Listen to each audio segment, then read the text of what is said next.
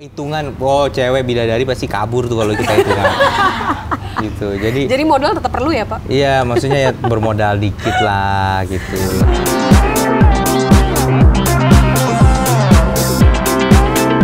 Dari @amyu124, apa saja yang didapat dari kuliah doktoral di Jepang yang bisa diaplikasikan untuk kepemimpinan atau program-program yang ada di Jawa Timur? Oke. Doktor itu adalah satu jenjang pendidikan untuk kita bisa bisa ngajar, bisa melakukan penelitian secara mandiri. Pada saat kita menempuh program doktor, cara berpikir kita diasah menjadi lebih kritis lagi. Kita harus bisa bahkan melahirkan kasarnya sebuah teori baru. Gitu. Waktu itu teori yang saya hasilkan itu tentang bagaimana perilaku masyarakat desa supaya mereka nggak urbanisasi ke kota besar. Nah, itu menjadi basis untuk kemudian saya mendorong pentingnya pembangunan pusat-pusat kota di pedesaan. Jadi desa itu jangan dianggap mereka tuh mau cuman pokoknya pakai caping, nggak usah nonton TV, nggak usah pegang gadget, itu udah happy. Nggak bisa orang desa gitu. Saya waktu itu pergi ke satu kecamatan paling selatan. Banyak anak-anak yang tinggalnya di daerah pegunungan dari desa. Saya tanya, siapa yang di sini pengen jadi petani? Nggak ada yang angkat tangan. Pas saya tanya, siapa yang tidak bisa sehari hidup tanpa wifi? Angkat tangan semua. Gitu. Itu anak desa. Artinya bahwa kita tidak bisa lagi memberikan dikotomi orang desa, orang kota.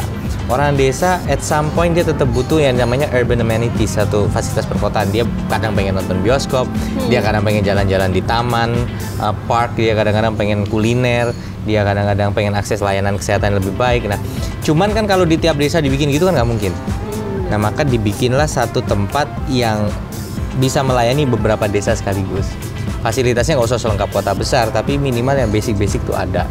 Nah, itulah yang menjadi riset dulu di Jepang, yang selain membantu kerangka berpikir untuk segala hal, bukan hanya terkait itu, tapi juga ilmu itu nyambung banget dengan apa yang dihadapi di Trenggalek. Gitu. Kira-kira gitu. Wah, mantap banget nih ternyata. Semoga bisa diterapkan dengan rata akhirnya di Jawa Timur ya, Mas. Amin, ya? Amin. Oke, pertanyaan kedua dari Ferry_Prayogo10. Mas, gimana caranya dapat istri secantik istrinya Cak Emil? Mbok dikasih ilmunya, WK. Gimana itu? Caranya banyak-banyak berdoa.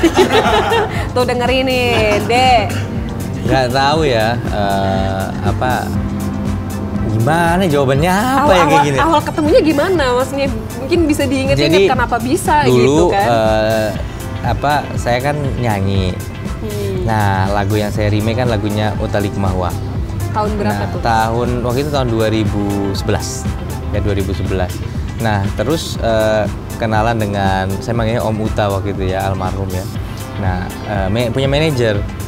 Nah, manajernya itu ternyata akhirnya juga dekat dengan keluarganya Arumi. Sehingga dia megang manajemennya Arumi sama saya. Jadi comblangin deh. Gitu. Oh, gitu. Padahal bedanya 10 tahun saya sama Arumi. Arumi sih waktu itu, kalau saya mau jujur, saingan saya kalau orang-orang yang penampilannya mungkin lebih keren itu banyak di dunia entertain. Yang duitnya lebih banyak juga banyak. Tapi mungkin yang dia lihat sih kita nih tulus apa enggak gitu.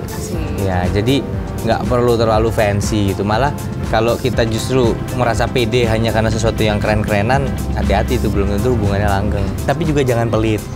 Artinya gila hitungan. Wah, hitungan. Cewek bidadari pasti kabur tuh kalau kita hitungan. Gitu. Jadi modal tetap perlu ya, Pak? Iya, maksudnya ya bermodal dikit lah gitu. Kalau emang nggak mampu nabung gitu kan, nabung dikit.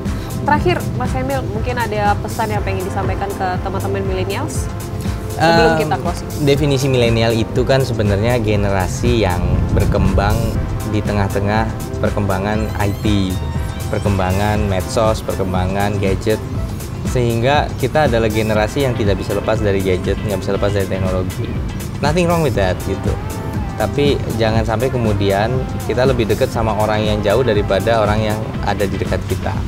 Nikmatilah hidup, peduli gitu loh. Jangan kemudian kita sibuk di handphone tapi nggak sadar bahwa di sebelah kita ada orang yang butuh bantuan, ada orang yang lagi kesulitan, itu jangan sampai terjadi.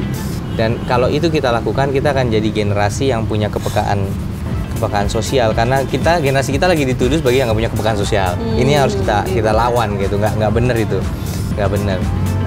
Dan satu lagi, jangan pernah berharap sesuatu itu langsung berhasil dalam percobaan pertama itu gitu. Dia.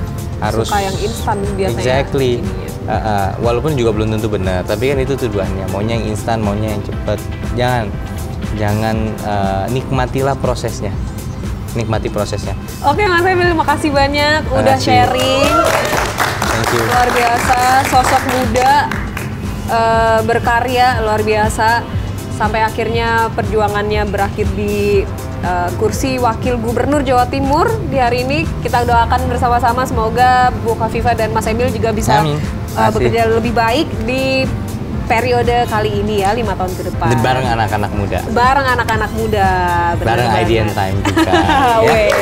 Thank you, Terima kasih makasih. banyak, Matur nuwun. Mas Emil, waktunya. Assalamualaikum.